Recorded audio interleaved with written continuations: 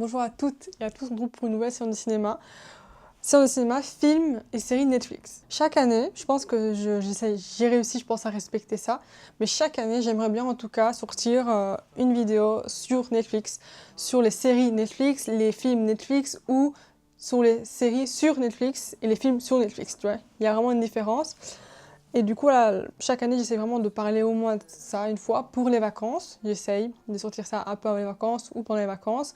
Parce que voilà, j'aime trop ce qu'il y a sur Netflix, j'aime trop Netflix, je trouve que c'est vraiment la meilleure plateforme. C'est, on est d'accord, je pense que c'est pas que pour moi où c'est la meilleure plateforme. J'aime énormément Netflix parce que vraiment, tu découvres plein de choses, il y a tout ce que tu aimes. Et c'est infini. Les films et les séries sur Netflix, c'est infini. Et du coup, à chaque année, j'aimerais bien pour les vacances, n'importe quelle vacances, faire une vidéo. Et du coup, cette année, on se retrouve pour encore une vidéo sur Netflix. Donc on va pas perdre plus de temps, on commence. J'ai fait 2 catégories. Catégorie film, 5 films que j'aimerais vous présenter, en tout cas 5 styles de films. Et catégorie série, 5 styles de série, 5 séries. Voilà, on est assez loin parce que j'aimerais avoir assez d'espace pour vous présenter du coup les films et séries. Donc on va commencer par les films. Les films c'est rapide, tu regardes ça en une soirée, tranquille.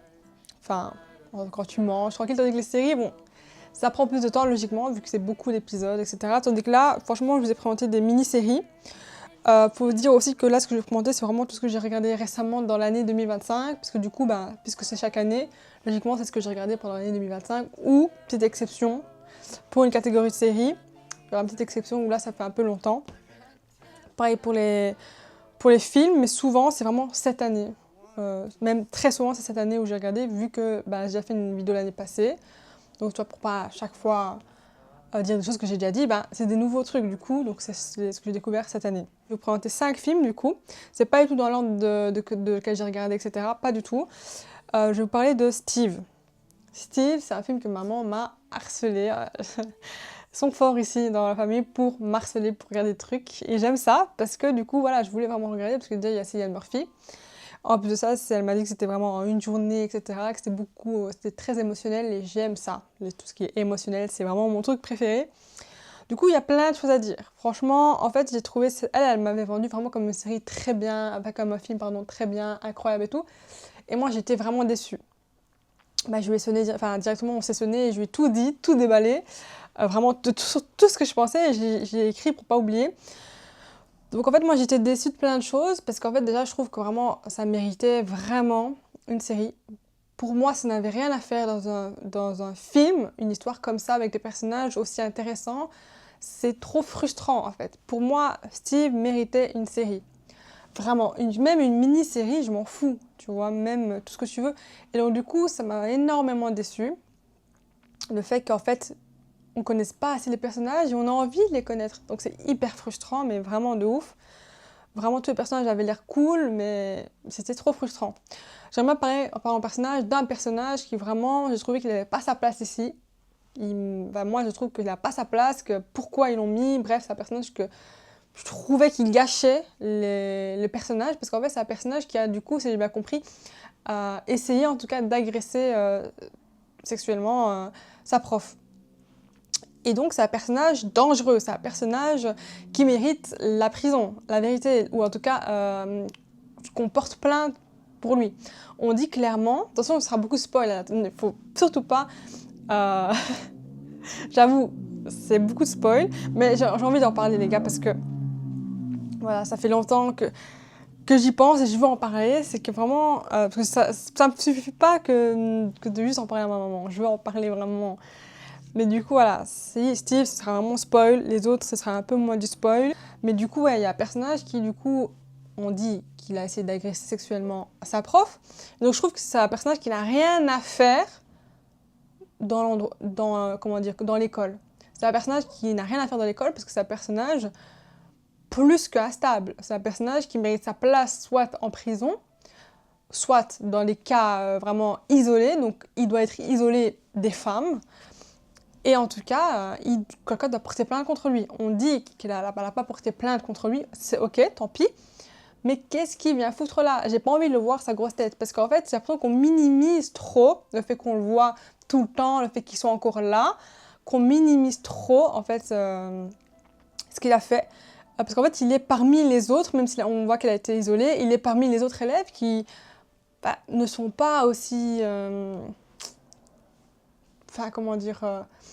dangereux que lui, techniquement, parce que lui, il est dangereux pour les femmes, vraiment. Et donc ça, par contre, je trouvais qu'il avait rien à faire là. Je trouvais que c'était pas obligé d'insérer un personnage qui a essayé d'agresser une prof sexuellement. Je trouvais que c'était pas obligé, en fait, d'aller aussi loin dans les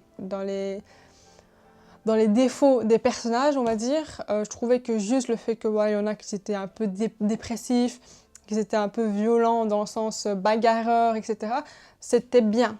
Le fait de rajouter ça comme défaut des personnages, des élèves, franchement, j'ai pas trop kiffé. Donc lui, franchement, j'ai pas du tout aimé ce personnage-là.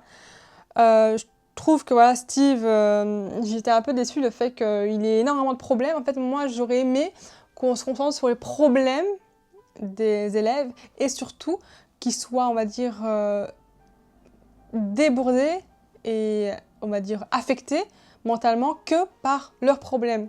J'étais un peu déçue de voir qu'il était affecté mentalement par leurs problèmes, mais aussi par ses problèmes.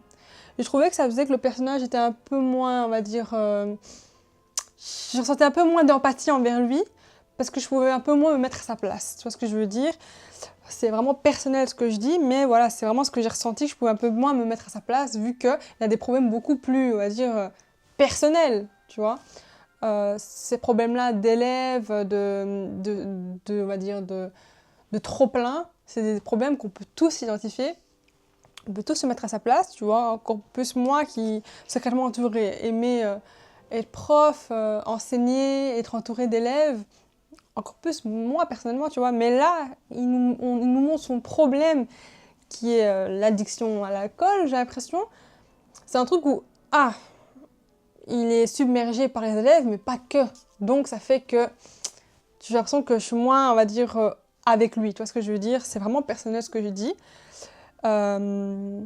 Et voilà le fait que, voilà, j'ai pas trop envie d'en dire plus parce que, voilà, je spoil déjà beaucoup. Mais voilà, Steve, c'est quand même un film à voir, mais je trouve qu'il a trop de défauts. Il a trop de défauts par rapport à ses qualités. Autre film, là par contre c'est une catégorie de films, c'est un ensemble de films, c'est les films de Martin Scorsese. Il y en a énormément sur Netflix. Vous invite vraiment à les regarder. J'en ai fait une vidéo sur le cinéma sur Martin Scorsese. Vous invite aussi à regarder cette vidéo parce que je dis tout. Je parle des films de Martin Scorsese, mais je parle aussi des films qui ne sont pas sur Netflix. Mais du coup, les films qui sont sur Netflix que vous invite vraiment à regarder, c'est The Irishman. J'en parle dans la séance de cinéma, donc c'est pour ça que je ne vais pas aller dans les détails. The Irishman, c'est un de mes films préférés de Martin Scorsese. Shutter Island, un de mes films préférés de Martin Scorsese, et Nerf à vif, un de mes films préférés de Martin Scorsese. Donc sur Netflix, c'est vraiment parmi les meilleurs films de Martin Scorsese, donc c'est pour ça que je vous invite vraiment à regarder les films de Martin Scorsese. Autre film, La La Land, j'ai vu qu'il était sur Netflix, c'est incroyable, amis, il faut le regarder.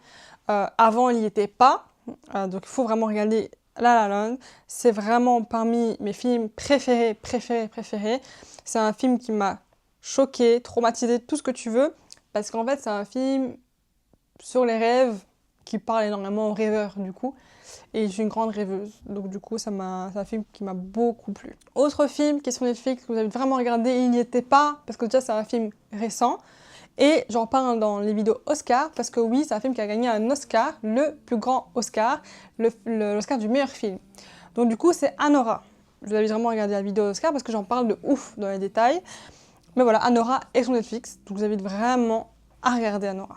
Autre film qui est sur Netflix, que j'en parle dans Trucs et Découvertes, le dernier Truc et Découvertes, c'est Snatch. C'est un film vraiment bien, avec Brad Pitt, réalisé par Guy Ritchie. Guy Ritchie, c'est clairement, en 2026, j'ai prévu de faire une vidéo au sein du cinéma sur lui, parce que c'est un réalisateur hyper intéressant, hyper riche, Guy Ritchie. Et donc du coup, voilà, je trouve que c'est prévu en 2026, c'est sûr. Brad Pitt, j'aimerais bien aussi faire une séance de cinéma sur lui, mais c'est pas encore vraiment prévu. J'ai prévu autres acteurs.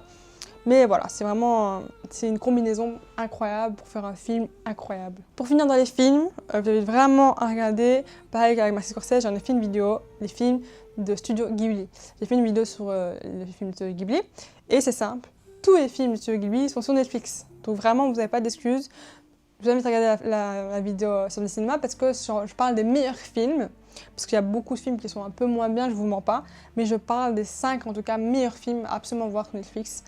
C'est vraiment à faire parce qu'en fait, ça, si t'as pas l'habitude de ce genre de choses, ça t'ouvre déjà un univers, t'aimes ou t'aimes pas, mais il faut s'y intéresser pour vraiment pour découvrir cet univers qui est assez riche et assez émotionnel. Donc là les amis, on va parler des séries. Deuxième catégorie, première série à vous présenter, Adolescence. J'en ai déjà parlé dans Trucs et Découvertes.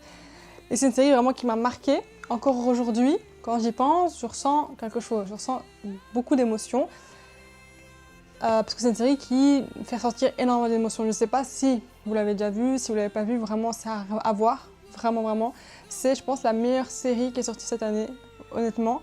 J'ai pas vu toutes les séries du monde sorties cette année. Mais je pense vraiment qu'il faut le faire pour faire mieux. Franchement, il faut le faire pour faire mieux. Vraiment, il y a 2 séries qui sont sorties cette année aussi que je vais vous présenter. Et que vraiment, c'est impossible de faire mieux en fait. Parce que tout est incroyable. Tu vois, vraiment, tout est bien fait. Tout est parfait. Deuxième série à vous présenter, c'est Arcane. J'en ai fait une vidéo, j'en ai parlé sur un truc et découverte et j'ai fait une séance de cinéma sur Arcane très récemment cette année. Parce que du coup, voilà, j'ai re-regardé cette année pour cette séance de cinéma. Et vraiment, c'est une série incroyable. Vous avez envie de regarder la séance de cinéma du coup. Bah, c'est parmi les meilleures séries sur Netflix, vraiment. N'oubliez pas que j'ai déjà fait une vidéo sur les séries sur Netflix. Je crois même les séries Netflix, je ne sais plus. En tout cas, j'ai fait déjà une vidéo sur les séries sur Netflix en tout cas. Je vous invite à la regarder parce que ça complète un peu cette vidéo. Pareil sur la vidéo des films, ça complète totalement la vidéo. Du coup, voilà, Arcane, c'est une série... J'en ai fait une vidéo en entier, donc je vous invite à regarder, mais c'est une série vraiment qui marque. Je pense qui marque le cœur et les esprits. Je tiens à dire que voilà, je suis dans mon lit pas pour rien. C'est parce que je trouve que vraiment les séries, les films, c'est des choses que j'aime, en tout cas moi personnellement, regarder en mangeant et dans mon lit. Donc, je vous ai dit qu'il y avait 2 autres séries qui sont sorties cette année. On va en parler. Indocile. Indocile, c'est une mini-série et du coup, ça m'intéressait énormément cette série parce que l'image m'intéressait beaucoup par la femme qui fait un peu peur. Et du coup, j'ai regardé et j'étais assez déçue. Franchement, j'étais assez déçue parce que c'est une série franchement qui a un beau potentiel. Mais je trouve que j'ai été beaucoup... En fait, c'est la fin. Franchement, si la fin aurait été bien, je pense que j'aurais pas été déçue de la série. Mais là, vu que la fin est vraiment décevante de ouf. En plus, vu que c'est une mini-série, logiquement, il n'y aura pas de suite. Comme Adolescence, c'est des mini-séries. Donc, il n'y aura pas de suite, logiquement, si c'est bien des mini-séries. Donc, j'étais très déçue de la fin. On ne sait pas ce qui arrive à Evelyn. Là, je spoil un petit peu parce que je dois dire ce que je pense. On ne sait pas ce qui arrive à Evelyn. La vérité, on ne sait pas. La meuf, elle se retrouve toute seule. On ne sait pas. Pour moi, c'est quoi le but de s'évader toute seule? Pour moi, le but, c'était vraiment d'être avec son amoureux, quoi. C'était ça le vrai but. Ou en tout cas avec son ami, tu vois. Pas toute seule, je trouve qu'il n'y a pas vraiment de but. Donc du coup, puisque Evelyn, elle n'est pas là, qu'est-ce qui va se passer? L'école va devenir comment?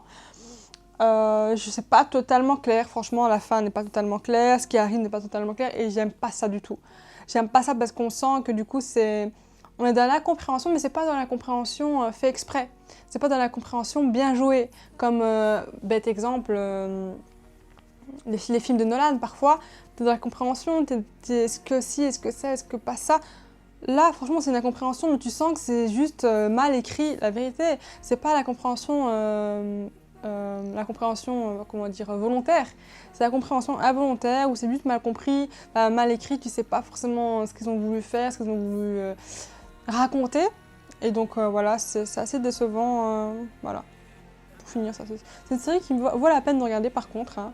C'est une série qui vaut la peine, puisque ça reste une série agréable et vraiment, comment dire, intéressante, mais c'est une série vraiment décevante. Ça rime, donc c'est incroyable. Pour finir dans la série de cette année, c'est Boots. Ça, par contre, vraiment, j'ai kiffé.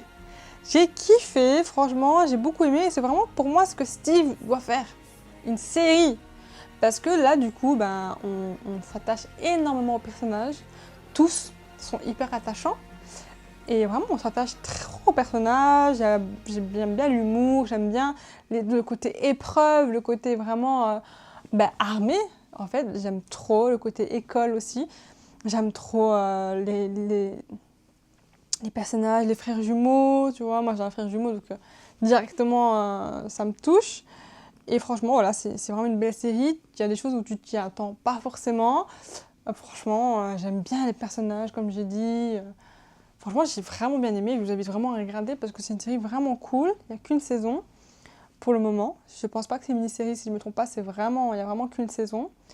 Et franchement, c'est juste hyper agréable. Tu as envie encore, en fait. Tu as envie d'encore des saisons avec d'autres personnages, avec d'autres problématiques, etc. Et franchement, voilà, c'est vraiment une bonne série. Pour finir dans les séries, c'est un peu spécial, c'est les animés.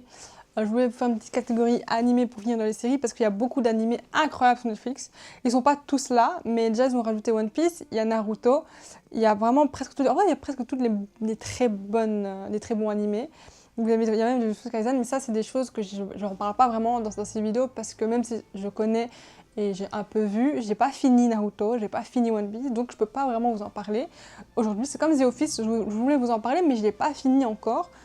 Je sais des très bons trucs à regarder, mais j'ai pas fini, donc je préférais ne pas vous en parler encore. Mais du coup, voilà, animé, il y a énormément que j'ai fini, que j'ai regardé au fur et à mesure de ma vie. Et du coup, je voulais vraiment que vous les regardez aussi et vous en parler parce que c'est des séries vraiment, enfin des animés pardon, qui sont incroyables et je pense que vous connaissez, hein, c'est Parasite. Ça, par contre, c'est un peu moins connu. Parasite, c'est vraiment une série qui m'a choquée parce que je pense que c'était la première série qui n'était pas dans l'esprit shonen. C'est pas un shonen, donc c'était vraiment la première série qui n'était pas du tout dans cet esprit-là. Et du coup, ouais, ça m'a beaucoup plu, c'est très spécial. J'aime beaucoup les animés comme ça, tu vois, où quand tu es justement habitué au shonen, voir ce genre de série, ça change et c'est juste... je trouve qu'il y a beaucoup d'émotions et c'est juste trop bien, en fait. Parce que ça change énormément, hein. Vraiment, je trouve, sur les séries au shonen, ça change de ouf. Parce que là, la plupart des animés que je vais vous dire, c'est des shonen. Parce que c'est les plus connus et c'est les plus, on va dire, comment dire, les meilleurs aussi, je trouve. Tu vois, même si Parasite est vraiment bien. Mais du coup, qui est pas du tout un shonen aussi, c'est Saiki. C'est un animé que j'ai adoré, j'ai découvert sur Netflix, je connaissais pas du tout, mais je sais pas, ça m'a attiré, le personnage m'a attiré, sa tête m'a attiré. Donc du coup j'ai regardé et franchement, c'est un de mes animés préférés, tout simplement parce que c'était vraiment une période il y a quelques années où j'étais malheureuse, je sais plus pourquoi, mais je crois que j'aimais juste pas la vie d'école, la vie de stage, bref, ma vie tout simplement, franchement, en tout cas ce que j'en faisais en cette période. Et du coup, chaque fois que je regardais Saiki, ça me faisait rire. Ça me remontait le moral d'une force, les gars. C'est choquant. Vraiment, c'est choquant. Donc du coup, j'oublierai jamais cette série. C'est vraiment une série qui est vraiment dans mon cœur. Je sais que c'est parmi les séries les moins connues.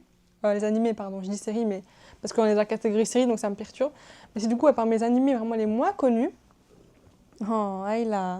Vous la voyez pas, mais elle est un peu couchée. Bah, attends. Je veux que vous la voyez.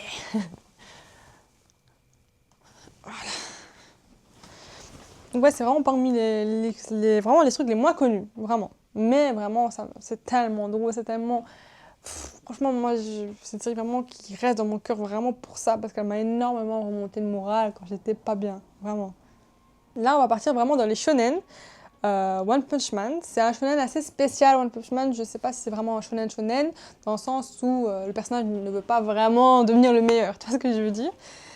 Mais du coup, voilà, One Punch Man, c'est très connu et franchement, c'est normal, tellement c'est bien. Juste le concept du fait il bat ses ennemis avec un point, c'est un concept incroyable. Et donc, du coup, ouais, il est sur Netflix, moi c'est comme ça que je l'ai vu vraiment il y a très longtemps, donc j'invite vraiment à le regarder. Et ouais, c'est vraiment un des meilleurs, je pense, animés qui est sur Netflix. Tu me gênes, hein, c'est écrit sur mes feuilles. Autre animé shonen, c'est Full Metal Alchemist. Ça, c'est vraiment parmi mes premiers animés que j'ai regardés et c'est vraiment parmi les animés qui m'ont le plus marqué parce qu'en fait, la musique, les personnages, le thème, certaines scènes, certains épisodes, c'est une série vraiment qui m'a marqué. J'ai vraiment adoré Full Metal Alchemist. C'est une série assez connue, c'est un animé assez connu. mais pas vraiment parmi les plus connus. Mais vraiment, c'est connu parce que c'est vraiment juste trop bien. En plus, c'est une femme qui a réalisé, qui l'a fait. Donc c'est... Ah bouge. Donc c'est juste trop bien. Aïe! Pour finir, j'ai peur qu'elle me fasse mal aux mains. Pour finir dans les animés, dans les séries, etc., j'aimerais vous parler de Hunter x Hunter. C'est malheureusement un animé qui n'est pas fini. Et c'est un animé juste incroyable. Vraiment. Aïe! Aïe là!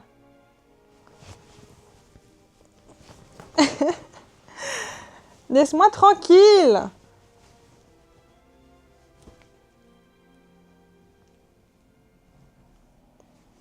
Bref, c'est un animé juste incroyable. Moi, c'est vraiment parmi mes préférés.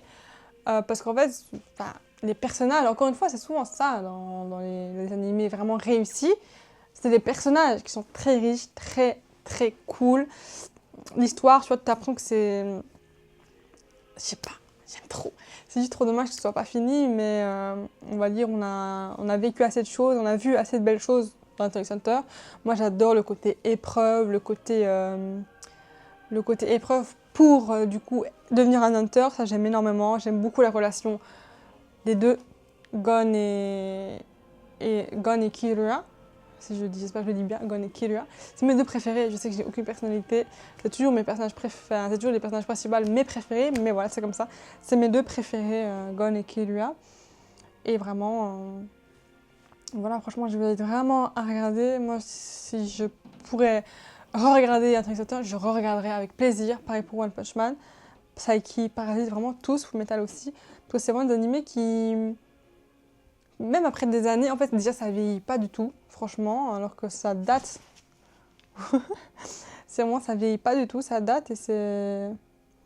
Tu passes juste un immense bon moment, tu ressens beaucoup d'émotions, je trouve, en regardant ça.